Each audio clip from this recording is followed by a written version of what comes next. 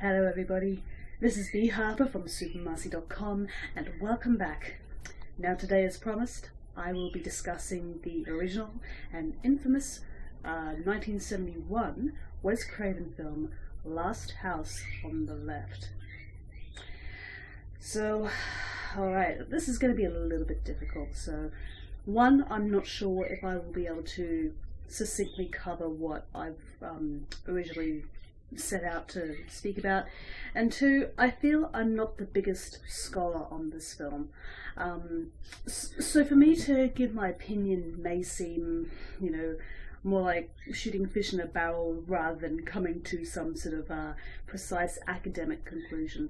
But at the core, I want to be honest, and I might get a little bit choked up while I'm speaking about it, but maybe not, who knows. But I want to say that I wish to discuss this film with as much sensitivity as possible. It's based off something, something quite relatable.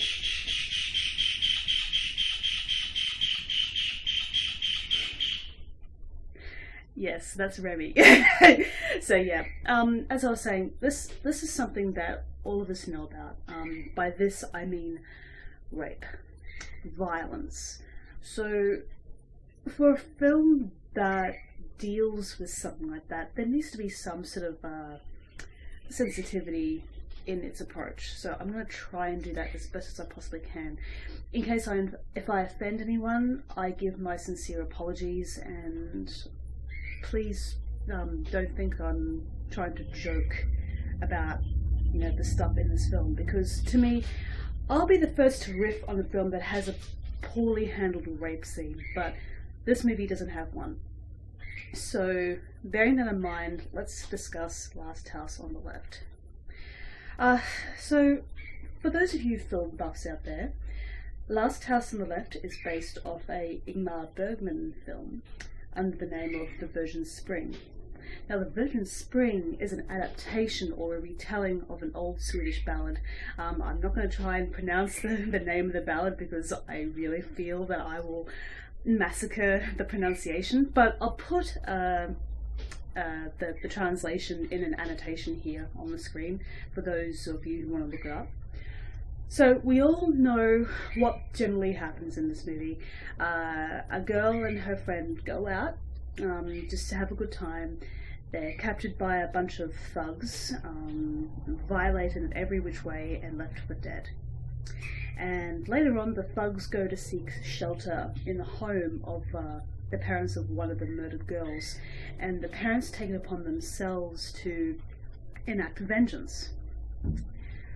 So, apart from the obvious factor of sexual violence, I feel Last House on the Left is a commentary or an exaggerated reflection, if you will, about the justice system, or the law system in particular. This is embodied by the two very incompetent police officers featured in the movie, who do little to nothing to help resolve the case of, the character of Mari and Phyllis, who have gone missing.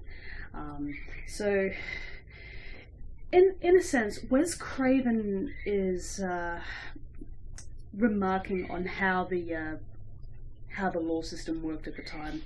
This was around the same period that Dirty Harry came out, and what Dirty Harry did was that it managed to perhaps reconcile the public's faith in the justice system, because before that point, the people felt they were being lied to.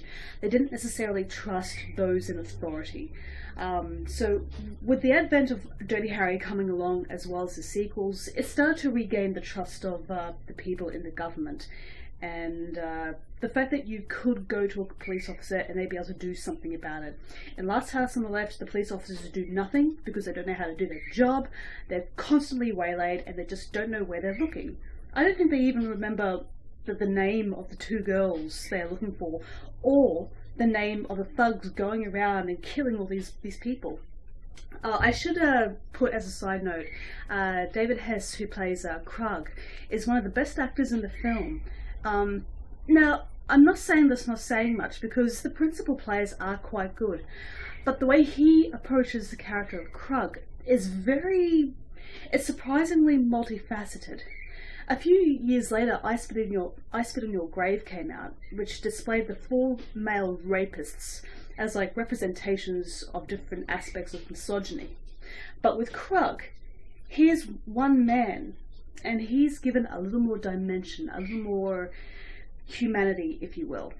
He leads a pack of violent criminals, but he also has intimate relationships with them all. And in a sense, they work as a family unit rather than just like a collection of ne'er-do-wells. So, in saying that, the character of Krug is very interesting because after the final rape of Mari Collingwood, this is what I remember. He and his fellow criminals don't even have the gall to look at her in the face or to watch her as Mari sort of like hobbles away after enduring so much humiliation and all these terrible things that Krug and his crew have done. Wes Craven is able to capture that emptiness that would come with doing something so horrible. And the way Hess is able to convey that with his eyes and with his face, you don't quite know if he is ashamed of what he's done or if he is really so cold as to feel nothing. It's very fascinating to see that in a performance that could have been just so one-dimensional. And again, like the people who are supposed to be the good guys in the movie, the cops, they're the ones who are supposed to go out and find these criminals and bring them to justice. But no, they do no such thing. They just like flounder around and just make jokes and eat, and it is kind of infuriating. But again, that is what Wes Craven was trying to say. Sometimes you can't necessarily trust those who say that they'll look out for you. That you can't trust the government. You can't trust like the so-called paragons of trust in the society. But in saying that, when the parents enact their vengeance on Krug and his gang, it begs the question as to, does answering violence with violence really absolve you? So I'm sure all of us will have that deep dark fantasy that if somebody we love is hurt, we will take it upon ourselves to send the people who hurt them straight to hell. I know I have. But apart from, law and morality and that sort of thing, would we be able to do it? And if we did, would we be able to live with ourselves?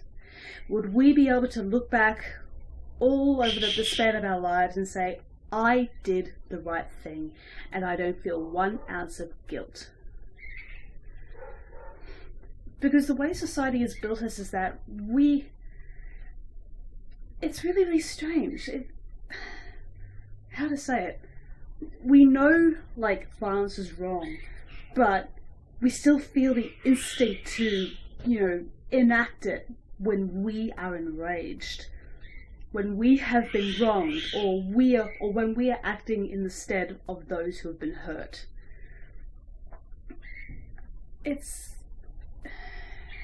Last House on the Left is one of those movies that don't really offer any sort of resolution. It doesn't absolve the actions taken by the parents. I mean, sure, you might feel that was my tablet going off. But anyway, although the film more or less takes a stance that the parents are the heroes, you have to think that when the credits have finished rolling, and when you're sitting back in your seat and you are thinking about what you have seen, you may start to feel that the parents may not have been any better than the criminals they tortured and killed. Because they didn't just straight up kill Krug and his gang, they actually played with them a bit. they sort of played with their food the way an orca would play with a seal before it rips it apart in the water. Last House on the Left really does like pose these questions to you. Whether or not its execution is successful is left up to debate, because this was made way back in the 1970s when perceptions were quite different. But in saying that, I don't think we have changed much in how we view violence and how to use violence in respect to something that's occurred. Look at me, I'm rambling. Oh my god! But here, this is what I'm trying to say. Last House on the Left is able to challenge the viewer. It is able to put you in a position of asking whether or not what you are seeing is justified. In particular, the retribution enacted by Mari's parents on Krug and his gang. There's no doubt in your mind that what Krug and his crew are doing is wrong to the girls. I mean, if you're questioning that, I think there might be something wrong with you. But this film manages to sort of like affect you on several levels, and half the time you're not necessarily aware of it while you're watching it. And that's a mark of an effective sort of film that's not just a movie, but it's a morality tale once you think about it. Considering the original source was based off like I said, a Swedish ballad. A ballad is more or less like a morality tale. It's a story that's told, and stories have moral messages and social mores that are to be followed and expected and observed. So in short, Last House on the Left is able to sort of contemporize an age-old idea, but it still manages to resonate even now. Quick thought, I did not mind the remake. I think it was actually better than I would have anticipated, and it's got really good performances all around, especially from Grant Dillahunt as Krug. His Krug is very different to Hess, but both actors who played Krug managed to give that sense of moreness to the character.